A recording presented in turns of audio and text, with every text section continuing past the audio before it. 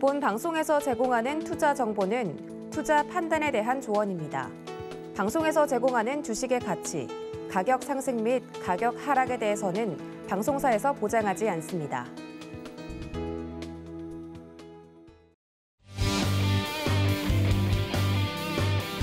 안녕하세요. 주유소 2부로 다시 돌아온 도하나입니다.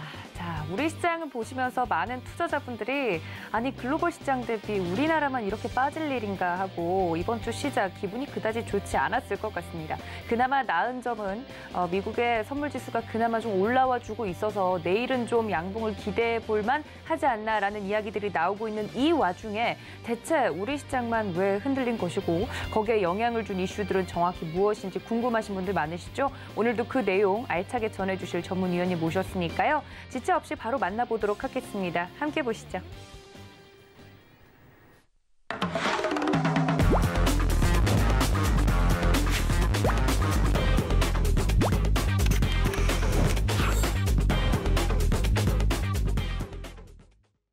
네, 궁금한 내용들을 모두 다 속 시원하게 설명해 주시는 분이시죠. 박원재 수석위원님 모십니다. 위원님 어서 오세요. 안녕하세요. 네, 오늘도 저희 위원님 모시고 여러 가지 재미있는 주식시장 이야기를 들어볼 텐데 노란톡은 방송 중에 늘 열려 있습니다. 문자 샵 0082번으로 박원재 적어서 보내주시거나 QR코드 통해서 입장을 해주시면 다양한 이야기들 더 이어서 들어보실 수 있다는 점 알려드리면서 시작을 해보도록 하겠습니다. 우리 박원재 수석위원님과 함께 오늘은 어떤 이야기를 좀 나눌까 좀 여쭤보려고 하는데 아니 우리 시장만 주 초반에 이렇게 빠질 일입니까? 위원님 어떻게 생각하세요? 속상하시죠? 네. 맞아요. 주식시장이 참 마음대로 안 돼요. 그런데 이제 우리가 적을 알면은 두렵지가 않죠. 이 정체를 알면 두렵지가 않은데 대체적으로 왜 그런지 모를 때는 좀 불안하죠. 그래서 오늘은 최근에 시장이 왜 이렇게 또 어려워졌고 그런 이 국면 끝에는 어떤 일이 전개가 될지 그러한 이야기를 중심으로 해서 이제 드릴 텐데 네. 중요한 거는 주식시장은 1년 365일 열심히 뛴다 해서 성과 나는 곳이 아니에요. 그러니까 우리나라 국민들은 근본적으로 부지런하잖아요. 그렇죠. 굉장히 열심히 하시고 뭐라도 해야 될 것 같고 그게 최선을 다하자는데 주식시장을 열심히 하고 최선을 다하는 건 맞는데 이게 행동하고 틀려야 돼요. 이게 행동이 최선을 다하고 열심을 다하면 성과가 잘 나지 않습니다. 우리가 주식시장에서 열심을 다하고 최선을 다하는 거는 이 정체를 알려고 하는 거에 분석하는 거에 열심을 다하고 최선을 다하는 건 맞아요. 근데 그 분석이 됐으면 전략이 나올 텐데 쉬어갈 땐지 공격할 땐지 뭐 이런 걸 구별을 해서 필요한 만큼만 액셀레이터를 밟아야 되는데 항상 전 구간 가속을 하려면 사고 나죠. 그래서 지금 구간은 조금 관망 스탠스를 가져야 되는 게 맞아요. 지난주에도 말씀드렸지만 작년 예를 들어보면은 작년에도 지수는 그냥 박스권에 있었으니까 지수는 그닥 기댈 게 없었는데 성과 차이가 엄청나게 크게 납니다. 어디서 나느냐 하면 작년에 시장이 몇 번의 흐름을 가졌었죠. 연초에는 대형주의 랠리가 나왔었고 그게 소위 얘기하는 동학개미 운동으로 일컬어지는 랠리를 통해서 국민이라면 누구나 알만한 대형주가 다 급등을 했죠. 그거 끝나고 금리가 갑자기 급등했던 구간이 작년에도 나와요. 작년에도 1월부터 3월까지 금리가 급등을 하는데 그 국면에서 어떤 섹터가 움직였는지 거기에 올라타면 정말 많은 퍼포먼스를 냈고요.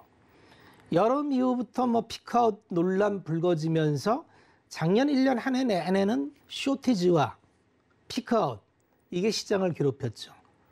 근데 그 와중에 특정 섹터로 쏠림이 심하면서 2차전지 소재주나 게임 엔터, P2E, 플레이트 원 뭐 이런 섹터는 또 엄청난 퍼포먼스를 냈죠. 근데 문제는 그걸 후행적으로 쫓아갔던 계좌와 선행적으로 들어갔다가 기다렸던 계좌와 퍼포먼스 차이는 거의 뭐 비교할 수 없을 만큼 벌어졌다는 거죠. 그러한 게 이제 올해도 반복이 될 환경이고요. 올해는 벽두에 금리입니다. 갑자기 금리가 쏟아져 나왔어요. 금리가 쏟아져 나온 배경엔 금리를 올해 인상해야 된다는 건 지난 연말 FMC를 통해서 알고 있었고요. 거기에 대해서 타이트닝까지 나왔죠. 양적 긴축. 이거는 생각하지 않은 변수가 나온 거예요. 그러면 시장은 새로운 게 나오면은 적응을 해야 돼요. 그런데 문제는 이제부터 이제 이런 싸움을 갈 겁니다. 금리 인상을 한다며 오케이. 근데 생각지 않은 양적 긴축을 한다는 겁니다. 그럼 양적 긴축을 하면 어떻게 될까에 대한 우리가 시나리오를 잡아야 되는데 이게 사례가 딱 한 번밖에 없어요.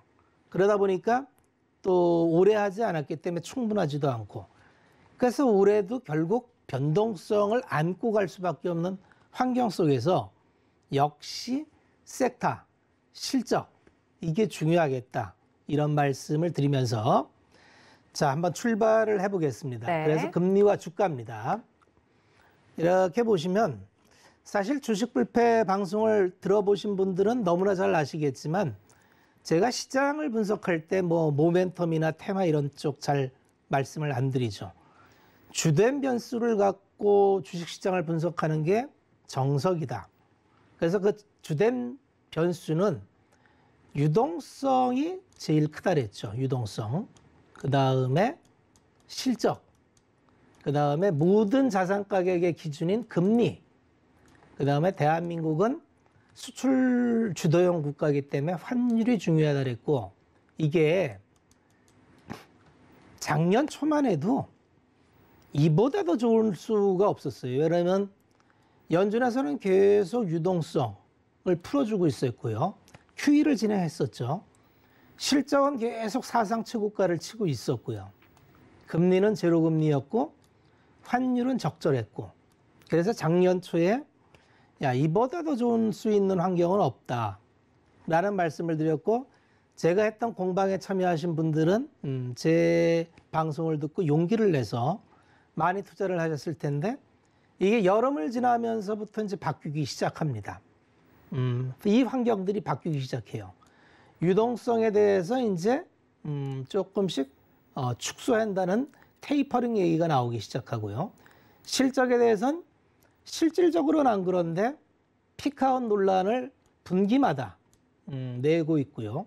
금리에 대해서는 이제 제로 금리를 벗어나서 금리 정상화 과정으로 가는 과정에 있었고 환율은 우리가 중국과 연동돼 가지고 굉장히 안정적으로 유지가 돼 있었는데 여름부터 중국과 환율이 벌어지죠. 그래서 중국은 강세, 원화는 약세. 그러면서 모든 환경이 이보다 더 좋을 수 없다 해서 하나하나를 체크해 봐야 되는 그런 단계인데 작년에는 그래서 이제 실적의 피크아웃 이런 얘기를 많이 했었고 유동성 얘기를 많이 했었는데 오늘은 금리입니다. 금리를 말씀드리려면 통화정책을 이해해야 돼요. 우리가 통화정책이라고 하는 거는 이제 평상시에는 필요가 없는 정책이에요. 적절하게 통화라고 하는 거는 한 나라의 그 경제를 움직이는 힘, 물줄기 이렇게 보시면 되는데 한 국가가 GDP를 성장하려면 이 GDP가 성장하기 위해서 자원이 필요하죠. 이게 화폐 수요입니다. 화폐 수요를 그래서 머니터리스트적 입장에서 보면은 성장률만큼 그냥 공급해주면 돼요. 이게 원론적인 통화 이론입니다. 그 국가가 5%의 성장을 한다면 5% 통화를 공급해주면 되고 3% 성장한다면 3% 통화를 공급해주면 돼요. 그런데 재작년에 100년 만에 한 번 오는 팬데믹이 왔었죠. 그러면서 전 세계가 멈췄어요. 성장이 멈췄다는 얘기죠. 성장이 멈추면 어떻게 될까요?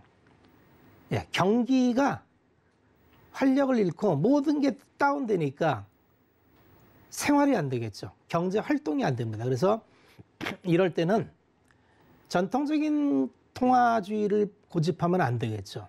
그래서 이때는 케인즈안이 등장합니다. 그래서 재량적 통화 정책을 피기 시작해요. 그래서 원래는 그래서 이게 말이 많았는데 이제 2008년 금융위기를 겪으면서 헬리콥터 번 베넌크 의장이 새로운 통화 이론을 들고 나왔는데 이게 모던 머니터리 시어리. 통화는 뭐든지 한다. 그래서 통화의 절대치를 가리지 않고 쏟아부어서 일단 경기를 들어올리는 게 우선이다. 그래서 한 번 쓴 끝에 이미 Q1, Q2, Q3를 통해서 해나갔는데 야 이제 통화량을 너무 많이 풀었으니까 이제 정상화시키자고 논의하는 와중에 팬데믹이 터진 거예요. 그러니까 정책이라는 것도 그렇습니다. 처음에 할 때는 조심스러워요. 그래서 처음에 Q1을 실시할 때는 굉장히 많은 논쟁이 있었습니다. 연준내 또 학자, 특히 이제 그동안 통화주의를 고집하는 시카고 학파 중심의 교수들과 엄청난 언쟁을 벌였는데 결국 버냉키 의장이 자기의 주관으로 경제를 살려야 된다 해서 쏟아부었는데 사실 버냉키 의장도 굉장히 불안했어요. 야 이게 잘 될까? 그래서 처음에 Q1을 실시하고 조금만 물가가 오르는 징조가 보이면 통화 회수에 대해서 아주 급브레이크를 밟았습니다. 그래서 뭐가 나타나냐면 2011년경에 유럽발 재정위기가 나타납니다. 예. 미국은 건전해졌는데 유럽은 취약 국가들, 그래서 그 피그스 국가라 해서 남유럽의 4개 국가가 재정위기를 겪게 되는. 그러니까 이제 또 그러면 브레이크에서 발을 떼고 이런 식으로 거칠게 운전을 해왔는데 이번에는 한번 해본 길이니까 왕창 쏟아부었죠. Q1, Q2, Q3의 물량을 한 번에 쏟아붓고 제로금리 만들고 그렇게 해서 지금까지 성공적으로 경제를 다시 돌려놨죠. 문제는 이거는 임시 처방이었기 때문에 그 아래 나오는 정책을 정상화시키는 과정이 반드시 필요하다. 그러니까 이게 시장에 충격을 주려고 하는 게 아니고 어차피 계속 갈 수 없는 거기 때문에 임시 처방이었기 때문에 정상화 과정을 겪는데 시장은 사실은 어린아이와 같아서 계속 때를 씁니다. 그리고 지난 10수년 동안 시장에 때를 쓰면은 연준에서는 이거 다 받아줬어요. 이거 네가 힘들구나. 그러면 조금 더 돈을 좀 남겨둘게 이런 식으로. 그래서 뭐 채권도 사줄게 이런 식으로. 그런데 갑자기 돌변을 했다는 거죠. 이 연준이 돌변을 했어요. 아니 작년 여름만 해도 물가 상승은 일시적이다. 평균 물가 상승률을 유지하겠다. 2%. 이런 말 다 없어졌죠. 그리고 이제는 금리 인상을 뭐 너무나 당연시하게. 그래서 원래 정상화의 과정은 테이퍼링을 먼저 합니다. 테이퍼링이라고 하는 거는 뭐죠? 그동안에 1,200억 불씩 시장에서 계속 돈을 풀어주고 있었어요. 국채를 900억 불, 모기지를 300억 불에서 1,200억 불을 사줬는데 아니 미국 주택지수가 저렇게 사상 최고치인데 아직도 모기지를 사야 돼? 이런 반론에도 불구하고 계속 사줬었죠. 그리고 과거의 예를 보면 또 파월 의장의 작년에 연설을 보면 테이퍼링을 한다고 해서 금리하고는 우리는 구별해야 된다. 이건 별도의 길을 갈 거다. 이런 얘기를 했어요. 그러니까 시장 참가자들은 테이퍼링이 끝나면 금리 인상까지는 텀이 있을 수 있겠구나. 이렇게 생각했죠. 그리고 금리 인상을 목적한 대로 끝난 다음에 그 다음에 텀을 두고 양적 긴축을 하겠구나. 이렇게 생각하니까 이 텀을 24년이나 25년까지 이렇게 생각했던 건데 새해 벽두에 왜 시장이 요동을 칩니까? 이걸 한 번에 다 하겠다고 얘기를 한 거예요. 이걸 한 번에 다. 어떻게 할지 몰라요. 시장은 이제 어떻게 될까요? 야, 이걸 한 번에 한다고? 의심 반, 경계 반. 그죠? 이거 한 번에 하면 어떻게 될까요? 지금 시장은 그걸 두려워하고 있는 겁니다. 그걸 두려워하고 있는 거예요. 자, 그래서 그동안에 도대체 양적 완화를 얼마나 한 거야? 돈을 얼마나 쏟아부은 거야? 라고 보면은 정말 말도 안 되게 쏟아붓다는 걸 확인할 수 있습니다. 우리가 과거의 통화 정책을 보면은 2008년 서브프라임 금융위기 이전까지는 모두에 말씀드린 대로 통화 정책은 성장률만큼 돈을 뿌렸어요. 그러면 어떻게 됩니까?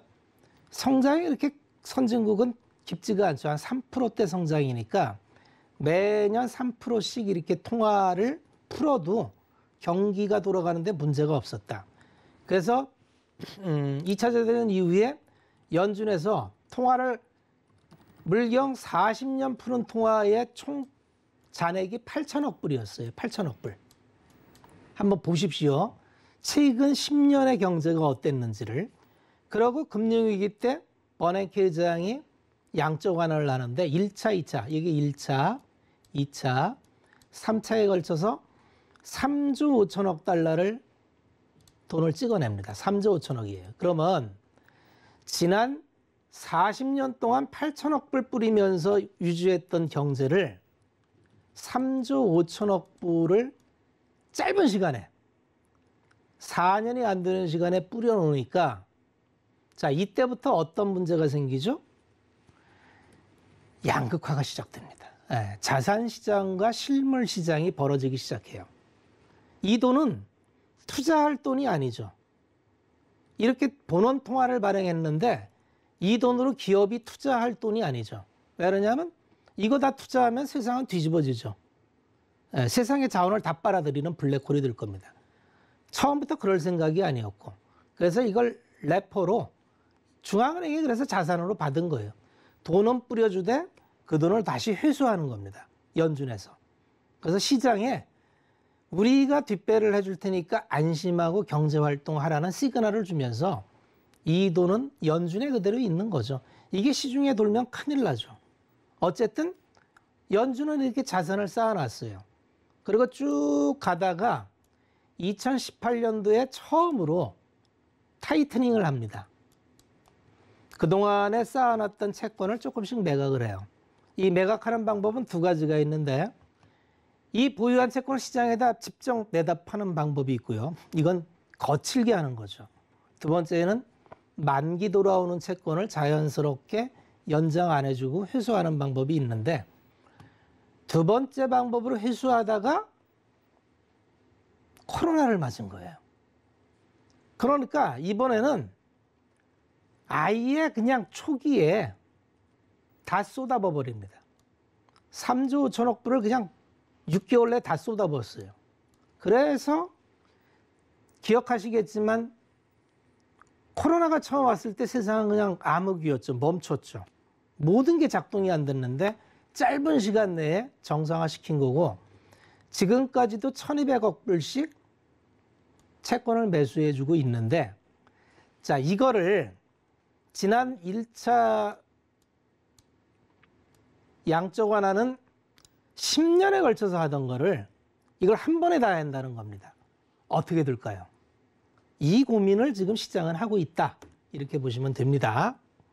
그래서 도대체 그러면 금리라는 게 그동안 어떻게 움직였는지 몇 번 보여드렸지만 금리가 왜 중요하냐면 금리는 모든 자산의 출발점이에요.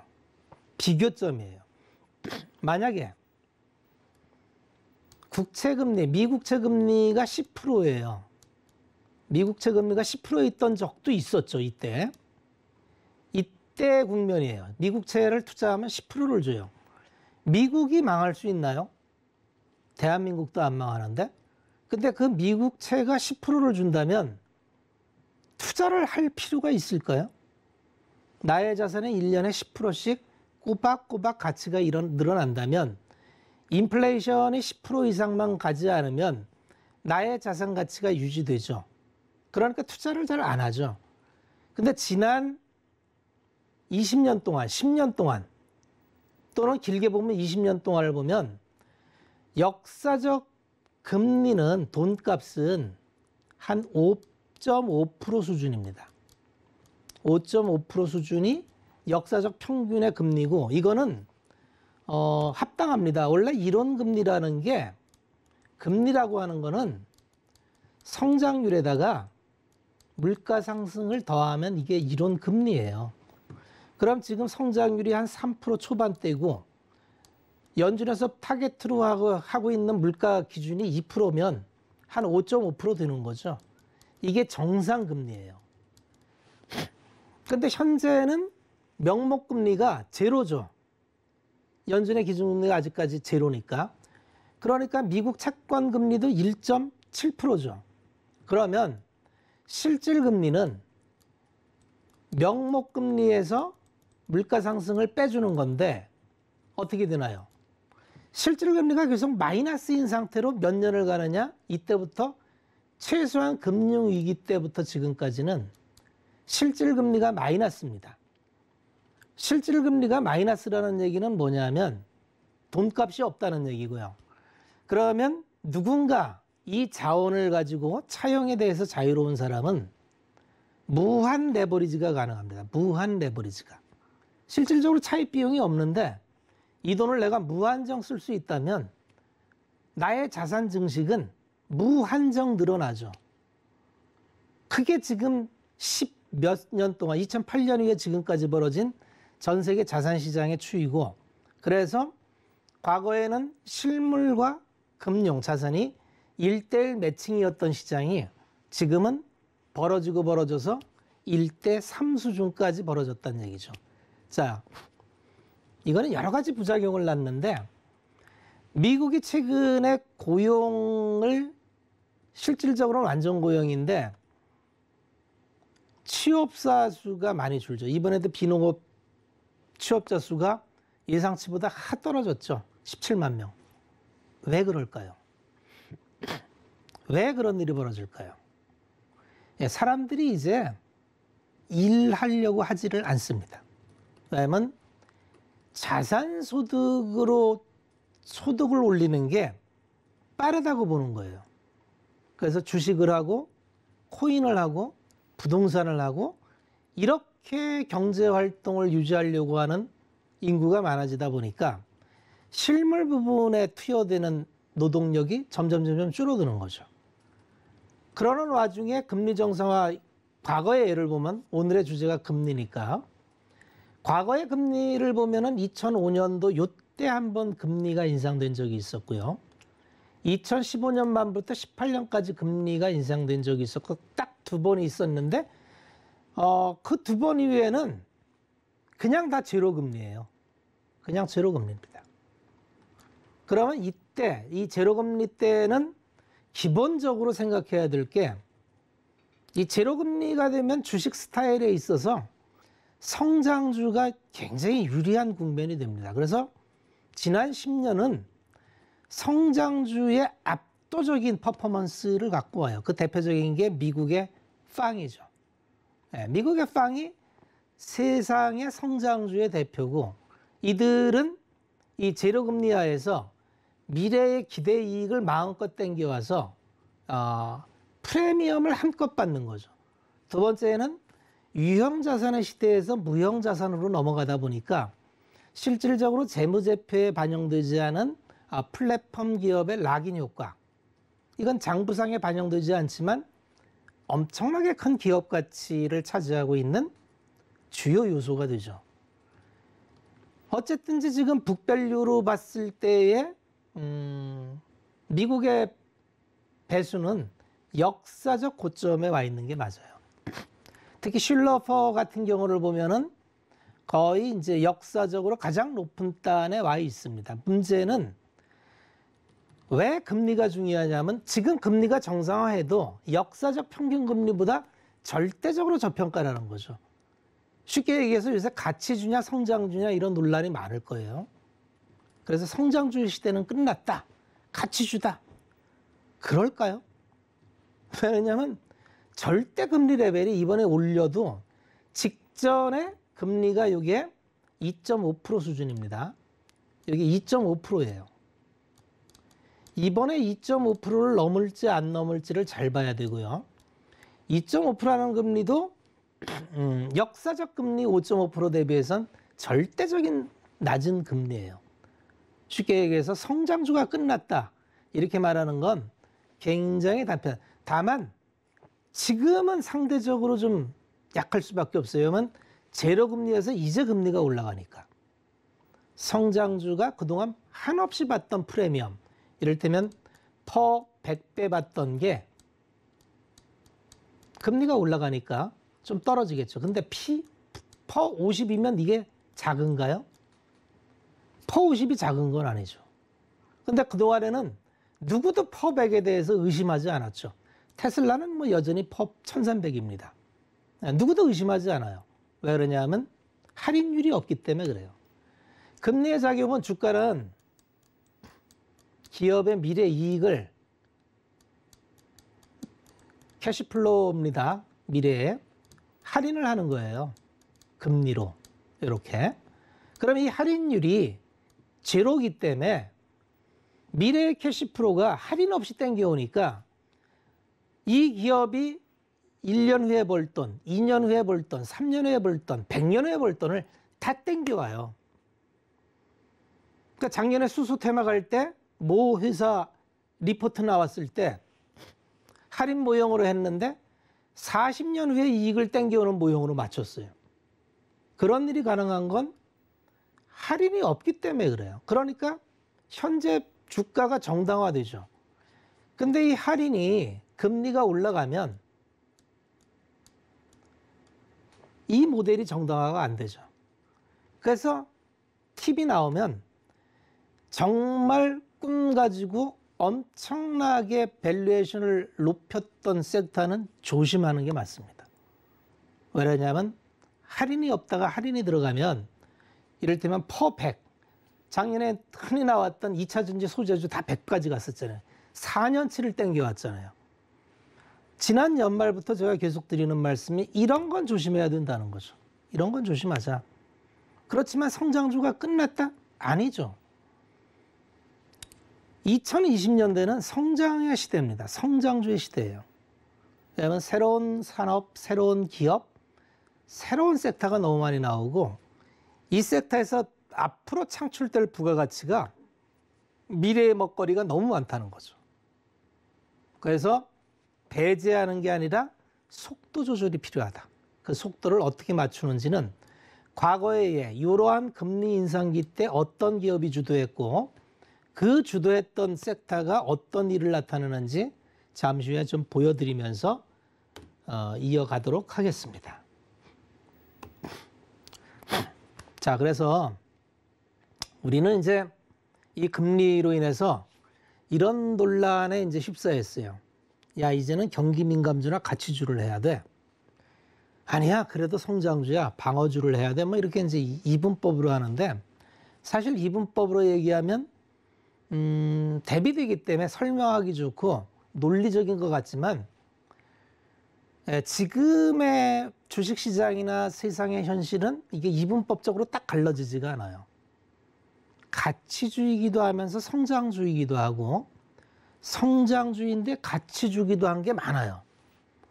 그런 앞으로 종목을 선택할 때 이렇게 과도기로 넘어갈 때는 같은 성격을 갖고 있는 종목을 찾으면 좀 유리합니다.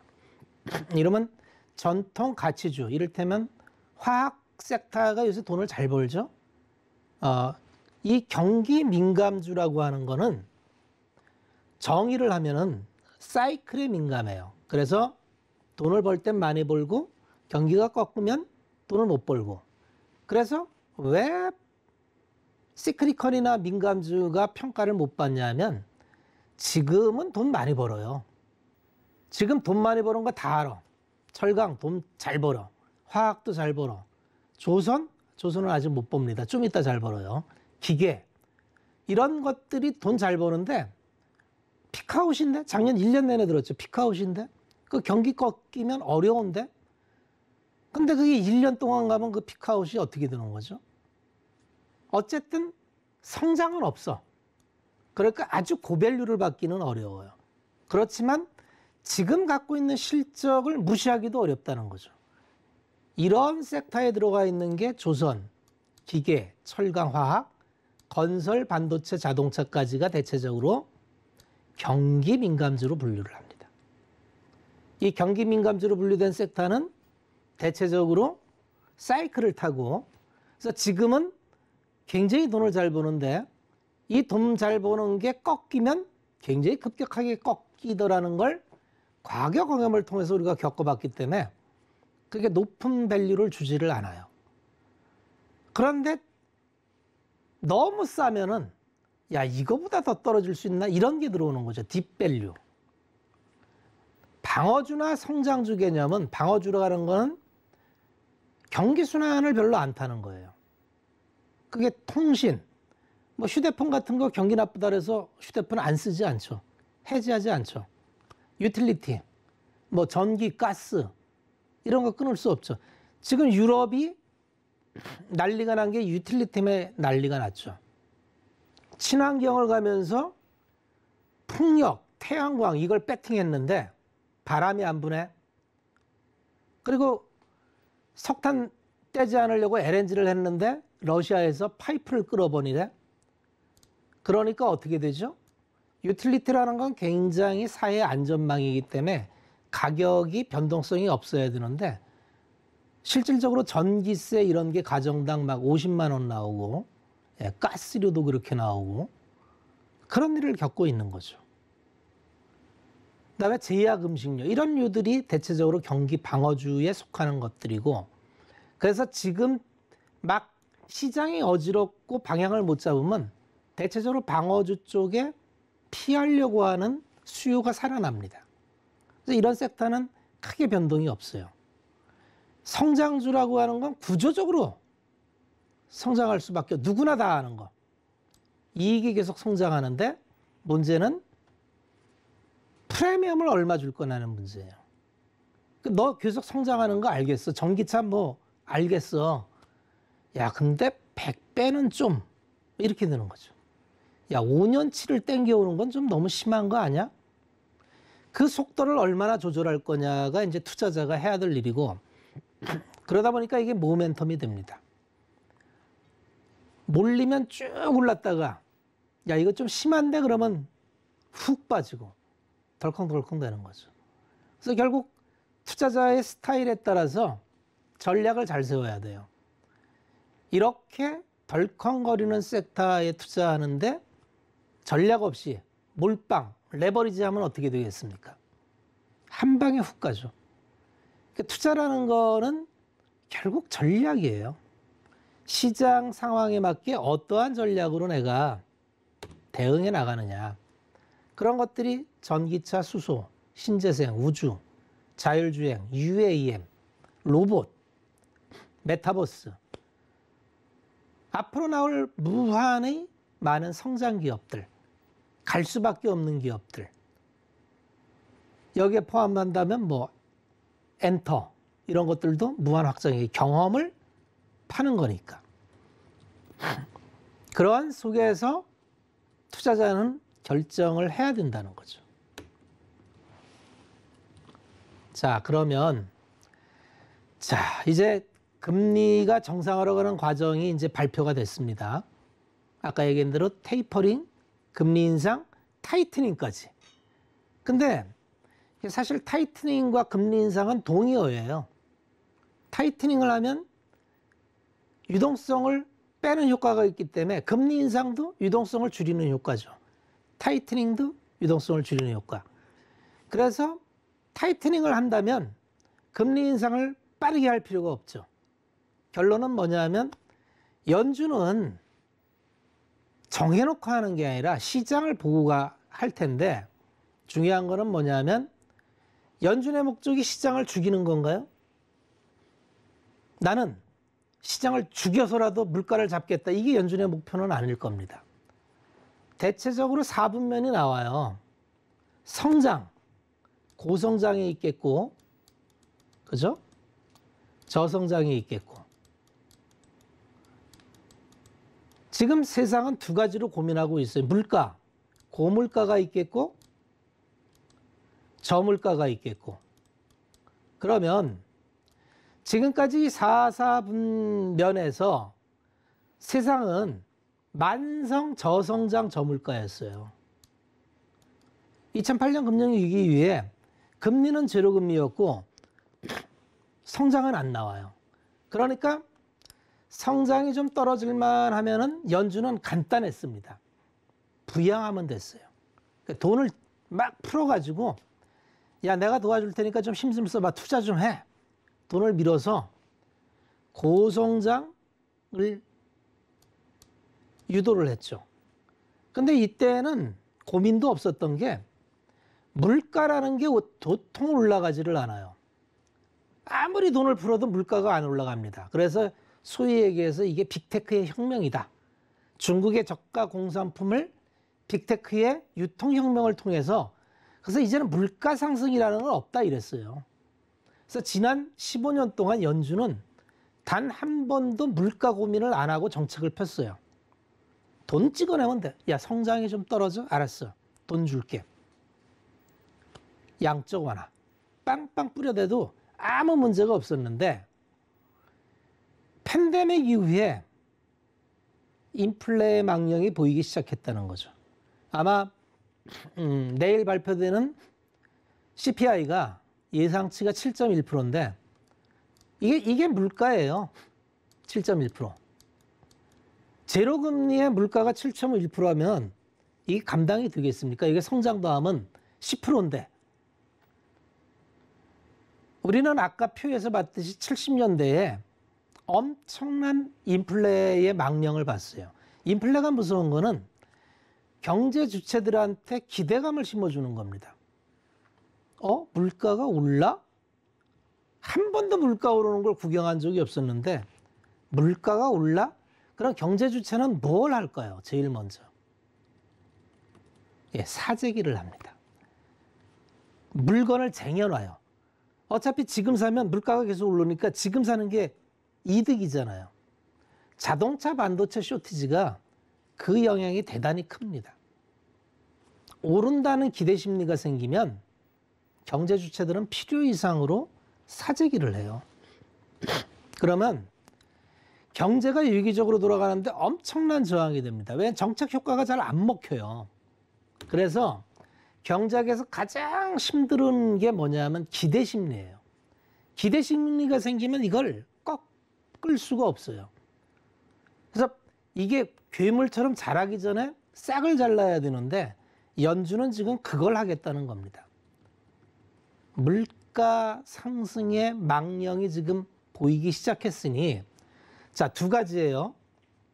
성장을 원하면 금리를 낮춰야 되죠. R을 낮춰. 정책 목표는 간단해요.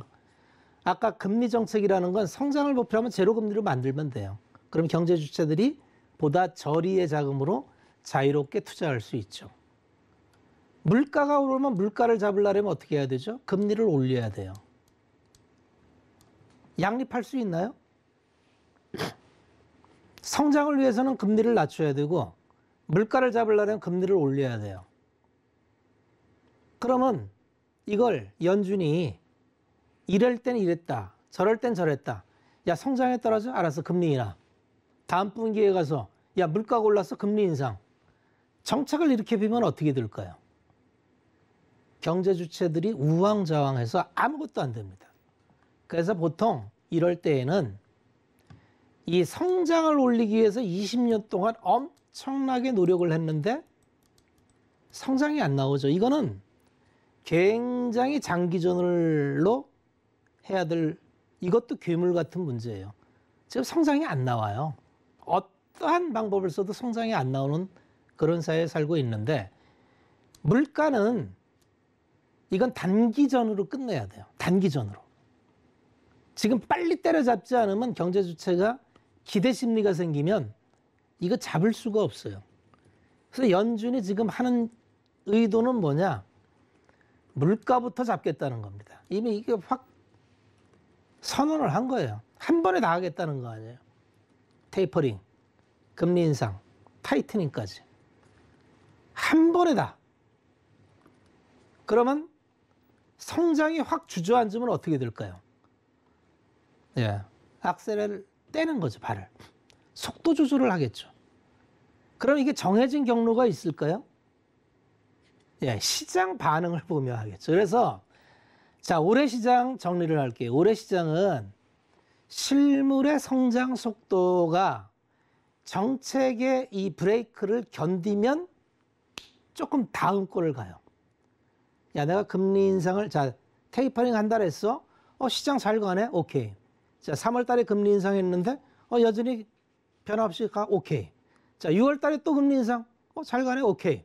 계속 가는 거야. 근데 뚝 떨어져. 성장도 떨어지고 주가도 폭락했어. 어이쿠. 약설에다 발 떼겠죠.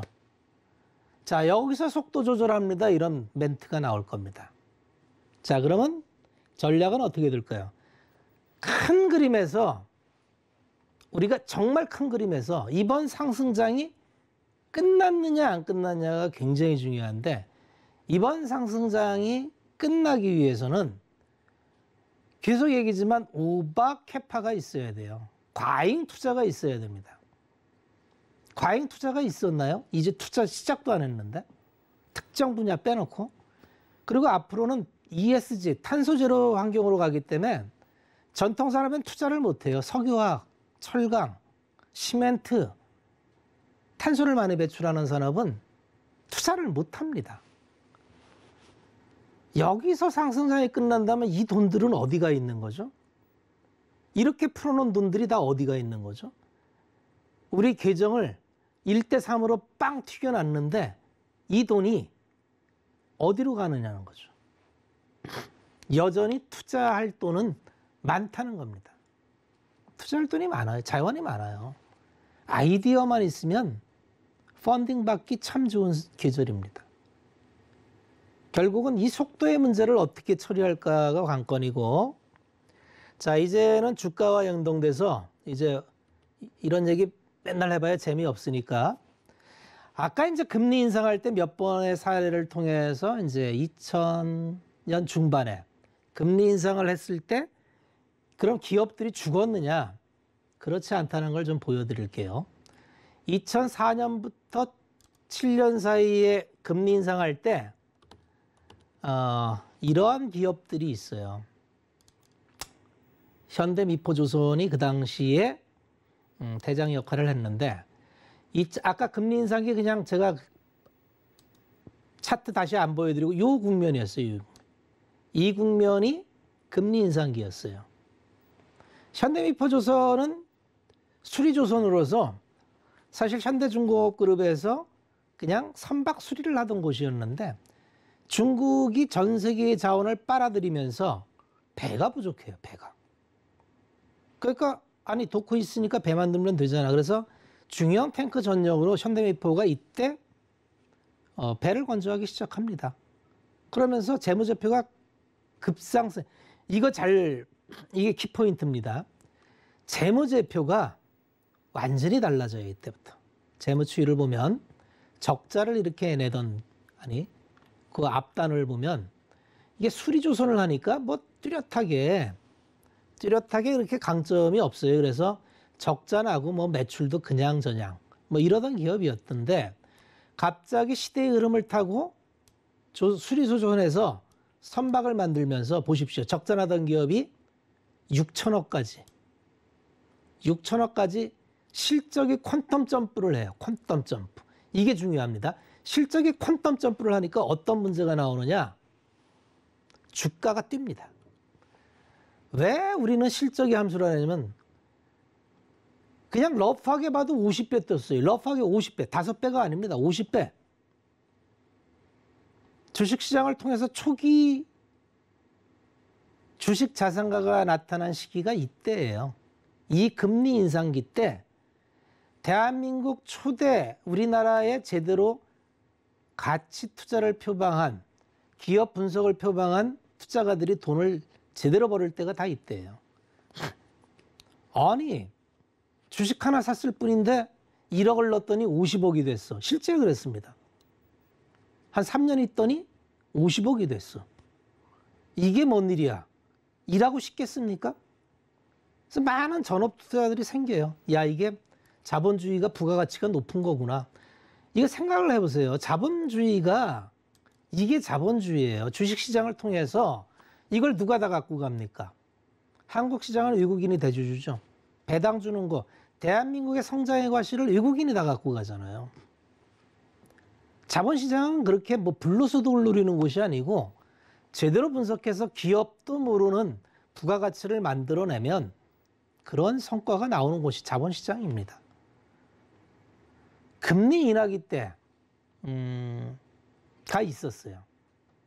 금리 인하기 때 뭐가 있었냐면 9년부터 11년 사이에 동일본 대지진이 나오면서 동일본 대지진 일본이 공급망이 무너지고 그 틈새에 누가 들어가느냐 하면 현대기아차가 들어갑니다. 그럼 기아라는 기업이 있어요. 기아라는 기업이 이 이전에 현대차하고 합병하고 뭐 제대로 된 상품을 내본 적이 없어요. 그래서 예전에는 이제 기아의 신화는 봉고인데 봉고부터 출발을 해가지고 근데 IMF 때 기아는 이제 부도가 났죠. 그래서 현대에 합병을 하고 라인업을 제대로 잡지 못하고 헤매다가 정의선 부회장이 이때 디자인 혁명을 일으킵니다. K 시리즈를 갖고 오죠. 얄쌍한 디자인으로 와가지고 K3, K5, K7 이렇게 해갖고 내놔요. 폭발적인 반응을 받아냈습니다. 다시 재무제표로 돌아갑니다. 재무제표를 돌아봤더니 야, 뭐 기아차를 누가 타? 봉고 다음에 죽었지. 이랬던 차가 자 3천억에서 출발하던 게 쭉 올라가서 3조가 넘어갑니다. 3조가. 적자나던 기업이었어요. 3조가 넘어갑니다. 어떤 일이 일어났을까요? 어떤 일이 일어났을까요? 이 무거운 자본금 3조짜리 회사가 10,000원에서 80,000원까지 올라갑니다. 8배가 올라가요. 이게 주식시장이에요. 기아차 디자인 좋아서 샀던 사람을 기아차 주식을 샀으면 얼마나 좋았을까요? K7 사지 말고 기아 주식을 살 걸. 이렇게 되는 거죠. 이게 주식입니다. 마지막으로 2015년 말 18년까지 금리 상승기 때는 누가 대장이 됐을까요? 삼성전자입니다. 삼성전자가 대장이 돼요. 그러면서 요 국면인데 한 3배, 4배 삼성전자가 대한민국 대표하는 기업이 그 정도의 상승을 가져다 줍니다. 자, 금리 인상과 주가 상승과는 주가와는 관계가 없어요. 금리가 오른다 해서 주가가 하락하거나 이런 논거를 찾을 수가 없어요. 중요한 거는 기업입니다. 기업 자체를 보세요.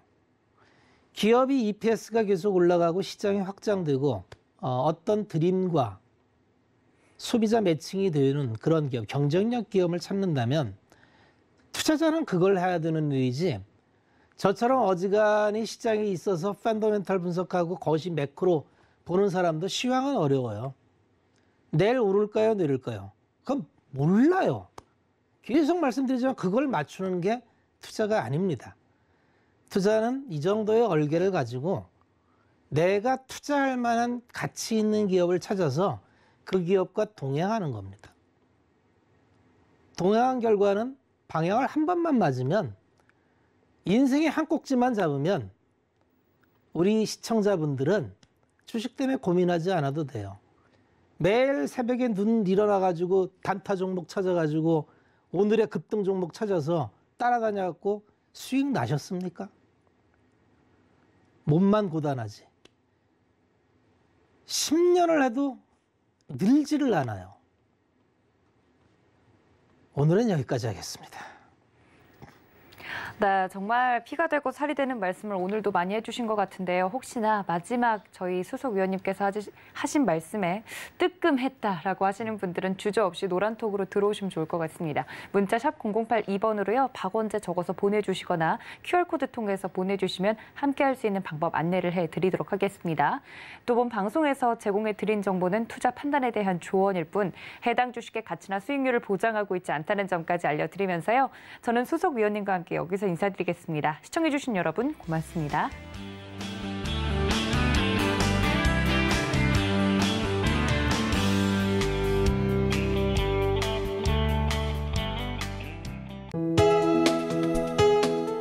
본 방송에서 제공하는 투자 정보는 투자 판단에 대한 조언입니다.